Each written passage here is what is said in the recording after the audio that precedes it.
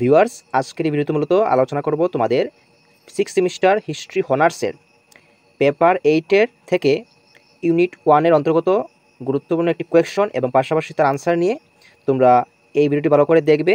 হ্যাঁ, এবং যারা বলছিলে তোমাদের হিস্ট্রি অনার্সের নোটসের ডেমো দেওয়ার জন্য, তো তোমরাও এই ভিডিওটি ভালো করে দেখে নেবে এক ডেমো হিসাবে, এবং যাদের এই আনসারটি লাগবে তোমরা অবশ্যই এখান থেকে এই আনসারটি খাতার মধ্যে নোট করে নেবে। ঠিক আছে, তাহলে আর দেরি না করে ভিডিওটি শুরু করছি। তো দেখো, ইউনিট 1 থেকে পেপার 8-এর ইউনিট 1 থেকে প্রথম যে কোয়েশ্চনটি তোমরা দেখবে এবং যেটি এই চ্যাপ্টার থেকে অনেক ইম্পর্টেন্ট, তো তোমরা এটা ভালো করে ফলো করবে। তো দেখো, এখানের মধ্যে রয়েছে যে what were the causes and significance of the Taiping rebellion. এই কোয়েশ্চনটা মোস্ট ইম্পর্টেন্ট, তোমরা এটা ভালো করে ফলো করবে। ঠিক আছে, এই ভিডিওতে মূলত তোমাদের ইংলিশ ভার্সনের আনসারটা আমি দিয়ে দিচ্ছি এবং পাশাপাশি ডেমো।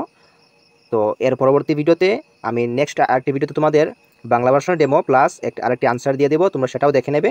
প্রথম তোমরা এরকম ইন্ট্রোডাকশন লিখবে, যেমন দ্য তাইপিং রেবেলিয়ন, হ্যাঁ, ব্র্যাকেটে দিয়ে দেবে 1850-1864 was one of the most significant uprisings in Chinese history led by Hong Xiuquan against the Qing dynasty.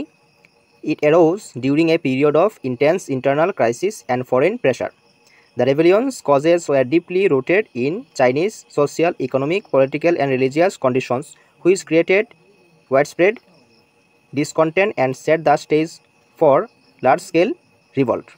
তো এরকম তোমরা প্রথমে ইন্ট্রোডাকশন লিখবে। এখন আমি এই পিডিএফটি স্ক্রল করে দেবো, তোমরা এখান থেকে এই যে causes of the Taiping rebellion and সিগনিফিকেন্সটার পয়েন্টগুলো রয়েছে, তোমরা এখান থেকে দেখে দেখে স্ক্রিনশট রাখতে পারো বা খাতার মধ্যে নোট করতে পারো। ঠিক আছে, এবং পাশাপাশি যারা তোমরা এই হিস্ট্রি অনার্সের 6 সেমিস্টারের নোটস নেবে, সেটা তোমাদের ইংলিশ ভার্সনে হোক বা বাংলা ভার্সনে হোক, তো তোমরা এই ভিডিও স্ক্রিনে নম্বর দেখতে পারবে, হোয়াটসঅ্যাপ নম্বরে আমার সাথে হোয়াটসঅ্যাপের মধ্যে কথা বলে তোমরা সেই নোটসটি নিয়ে যেতে পারো। ঠিক আছে, আচ্ছা, তো এবার দেখো আমি স্ক্রল করে দেখিয়ে দিচ্ছি, তোমরা এখান থেকে স্ক্রিনশট রাখতে পারো।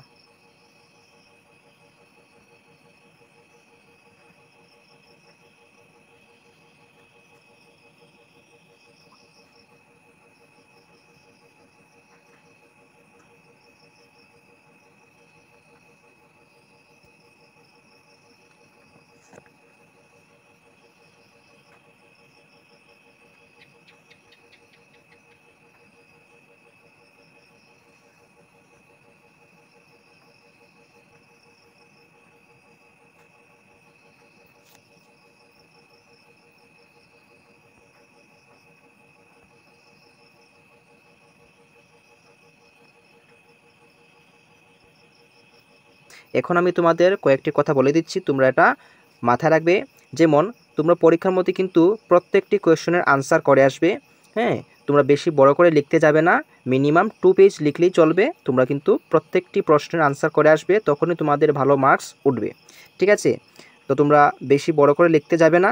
ঠিক আছে, মিনিমাম যদি একটা কোয়েশ্চনের 2টি পার্ট থাকে, যেমন এই কোয়েশ্চনের মধ্যে রয়েছে কজেস অ্যান্ড সিগনিফিকেন্স, তখন তোমরা কজেসের মধ্যে মিনিমাম 4 থেকে 5টা পয়েন্ট দিলেই হবে।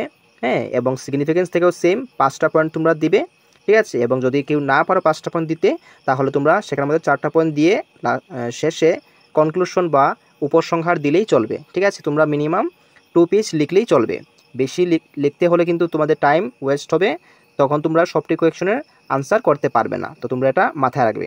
এবং যারা তোমরা নোটস নেবে, তো তোমরা এই ভিডিওর স্ক্রিনের মধ্যে নাম্বার দেখতে পারবে। এছাড়া আমি এই নাম্বারটি ভিডিও ডেসক্রিপশন বক্সেও দিয়ে দেবো, তোমরা সেখান থেকে আমার সাথে কন্ট্যাক্ট করতে পারো বা হোয়াটসঅ্যাপের মধ্যে মেসেজ করলেও চলবে। ঠিক আছে, তাহলে দেখা হচ্ছে পরবর্তী নতুন কোনো ভিডিওতে।